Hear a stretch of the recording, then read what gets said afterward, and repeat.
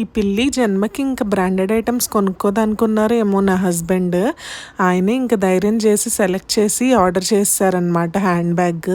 ఎప్పుడు చూసినా స్ట్రీట్ షాపింగ్లో తీసుకున్న హ్యాండ్ బ్యాగ్సే తప్ప నాకు ఇలా ఎప్పుడు బ్రాండెడ్ కొనుక్కోవాలని ఎప్పుడు అనిపించదు. ఎందుకంటే అక్కడ బేరం ఆడి మనం కళ్ళతో చూసి తీసుకున్నదే నాకైతే చాలా ఇష్టం అనమాట. బట్ అవి తీసుకున్నా చిరిగిపోవడం ఏదో జరుగుతుందన్నమాట.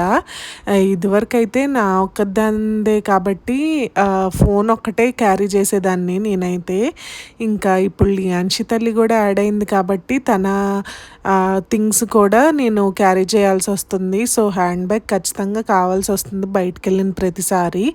సో నా హస్బెండ్ అయితే ఇది అవసరం అయిద్దని చెప్పి నా బర్త్డేకి అయితే సర్ప్రైజ్ ఇచ్చారు. అస్సలు ఎక్స్పెక్ట్ చేయలేదు. హ్యాండ్ బ్యాగ్ కొనిస్తారని తెలుసు కానీ బట్ ఇంత మంచిగా సెలెక్ట్ చేసి ఇస్తారని అస్సలు అనుకోలేదు నేనైతే.